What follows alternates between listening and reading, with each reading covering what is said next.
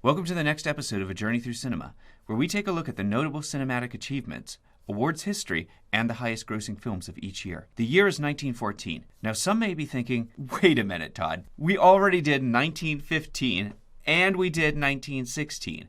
We should be on 1917, and clever you. However, when I was looking at the different films and actors from 1917, it made me realize how much I actually missed by skipping the year of 1914, particularly when it came to the big three actors of the 1910s. Also, it's worth noting that this year is when features really started to make headway, and many films started to adapt stage plays and novels.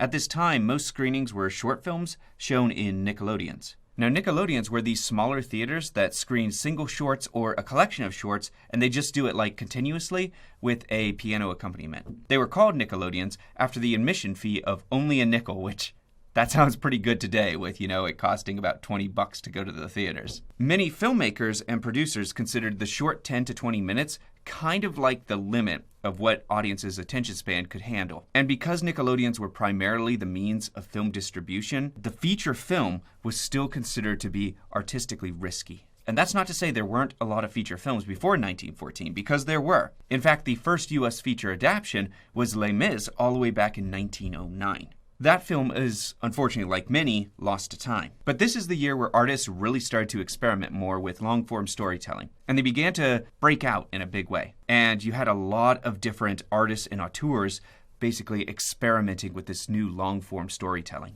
But let's get into the history of the year. On February 2nd, Charlie Chaplin appeared in his first ever film, Making a Living. His fast-paced and energetic slapstick style instantly captured the audience's attention, and he quickly rose in fame. On February 7th, Chaplin's most famous character, the Tramp, made his first appearance in Kid Auto Races at Venice. Although this was the first time we saw his character on screen, his first time actually recording with this character was in Mabel's Married Life, which would not actually be released until, I think, a couple days later. The very next day, on February 8th, Winsor McCay, an animation pioneer, premiered Gertie the Dinosaur, a mix of live-action show and revolutionary character animation that helped develop hand-drawn animation techniques that are still used to this day. March 8th saw D.W. Griffith premiere his first ever feature, Judith of Bethulia. The very same day, Paramount Picture Distribution Company is formed by William Hodgkin, Adolf Zucker, and Jesse Lasky. On April 12th, the Mark Strand Theater opens. This was the first sign that features were really gaining popularity, and Nickelodeons were soon going to be phased out. Now,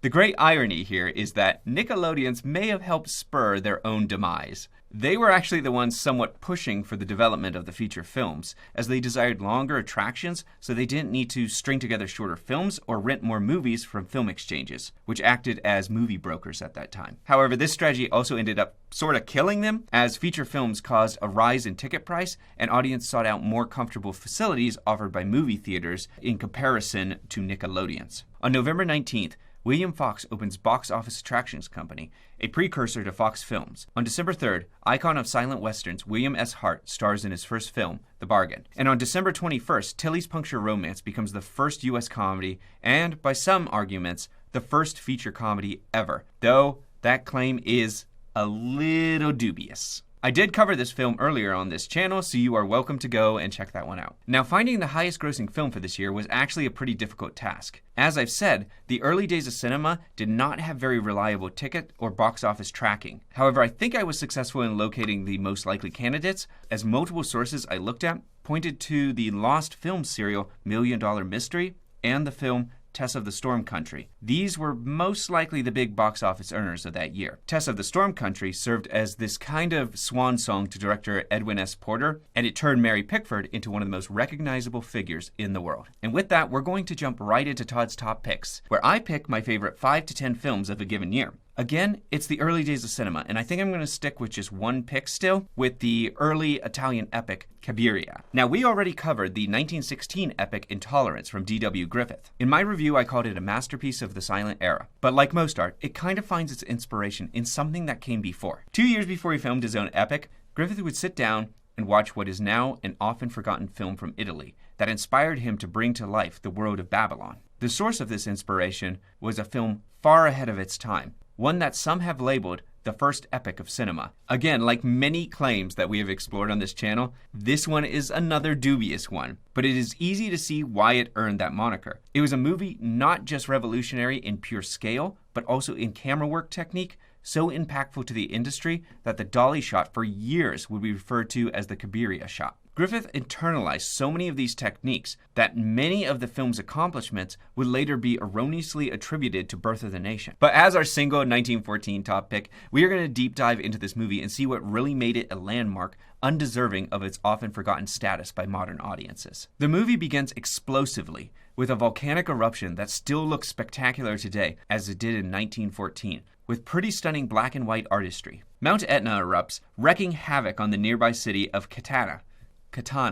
I don't know. I don't live in Italy. Anyways, this causes the titular character of Cabiria to be separated from her parents, as the servants take her through secret passages in the house to escape the destruction. Though they survive, it's kinda out of the frying pan and into the fire. Cabiria and her guardian, Croesa, I am going to get these names, I promise, are captured by parents who take them as slaves to the city of Carthage, where Cabiria is then selected to become a sacrifice for the gods. Fortunately, she's rescued by her countryman Fulvio and his Herculean servant Machist. I will get these names.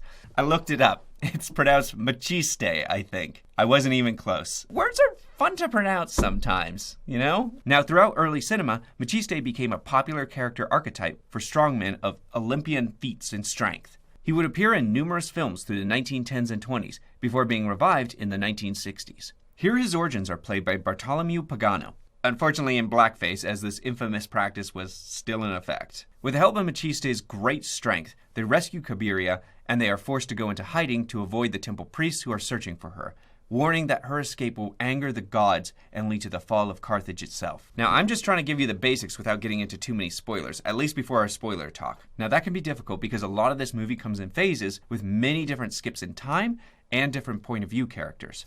I'm not wanting to spoil individual arcs, though.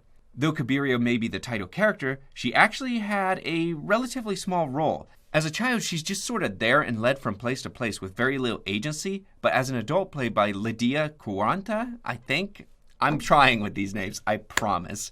She's kind of a twist character, but she's not particularly a good one because you can see it coming from a mile away. There is a very large cast, but if I had to point to a main character, it would actually be Machiste and his master Fulvio. They have probably the bulk of the screen time. But if we really want to look for a main subject, it would actually be setting. Carthage is beautiful and terrifying in this film.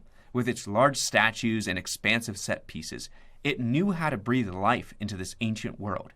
If film has the power to transport the audience, then this is the movie that truly grasped the extent of that for the first time and showed the audiences a world out of time. From the opening volcanic fury to the temples of idols breathing fire to the soldiers sneaking in one man by creating this absurdly intricate human pyramid, this film understood spectacle, possibly like nobody else before. But even looking beyond this magical scale, there's a shot. To this day is still sometimes brought up in film studies, and personally I can still remember when it was showed off in my film history class. It's a fairly simple dolly shot that by modern standards seems quaint, yet even when I watched this, not knowing when it was going to come up in the movie, it sucked me into the moment. It was different from anything else in the film, so it actually did cause me to Google if this was the first dolly shot. Maybe. This is the early era of films, and these achievements are being awarded very liberally, but it was eye-catching and different. Most of the film, like most of the movies from this time, was fairly static. The camera just sat in one place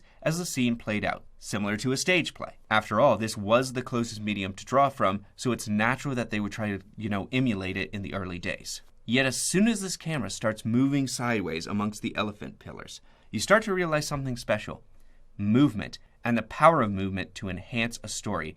There are far more spectacular shots in Cabiria just by sheer scale. But it was this one where the stage itself comes alive. It was a shot that would inspire the likes of Griffith and DeMille to implement more camera movement into their films. Movement that emphasizes story and motion. It would be taken by Griffith and exploded tenfold for his famous shot in Intolerance, the crane shot over the city of Babylon. This is a shot that's still staggering today, knowing it is just all practical. And there's lots of practical effects in Cabiria, too. There's also, again, that volcanic eruption at the beginning, but there's also other moments of kind of, ingenuity, such as Archimedes burning the Roman fleet using miniatures and effective composites. Now, I do want to get into some spoiler talk, maybe a little early than usual, because I do want to comment more on the story. Yes, the set pieces and revolutionary camera techniques are the main star, but you should not discount Cabiria's story. I found it to be very engaging with a large cast of characters, each with their own motivations and drives. It seems silly to compare it to a modern epic like Game of Thrones, with all its CGI, sex, and modern intrigue. But it does have some similarities. It understood a fundamental draw of stories in a very similar way to something like Game of Thrones, in the form of intrigue. Intrigue is still a powerful storytelling tool. For example, what if you have a queen sheltering a runaway child's sacrifice? What if the queen now feels responsible for the downfall of her nation because she feels she's angered her gods? What would she do? Would she turn the child over? Find out next time on Cabiria. These are tangible, realistic questions, and the film does address it in a fulfilling way.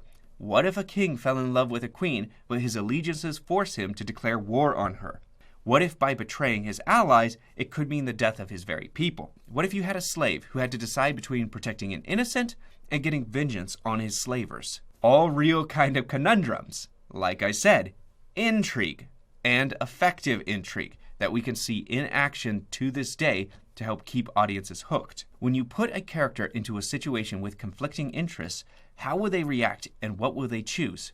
Now, I'm not going to claim that Cabiria mastered this idea. Far from it. But its implementation within early cinema was extraordinarily adept and effective. Now, we don't know if it was the first epic, but epics were a rare thing at this time. The cost to make one was insane, and to produce one would be risking instant bankruptcy. Yet Cabiria lives on, often forgotten but not lost like many of the silent era. It's a reminder of the scale that cinema could achieve and stage could only hope to conjure in the imagination. It's the language of film being developed here, alive and in action. It was a sense of adventure that could transport the audiences to a world far beyond the outside of their cinema. In this sense, Cabiria is one of the greatest examples of film magic in motion, a testament to what technology could achieve in the right hands, and a towering reminder of how cinema can transform. And that's going to be my coverage for 1914 in film. I hope you found this interesting, maybe informative, but if you liked it, please subscribe, and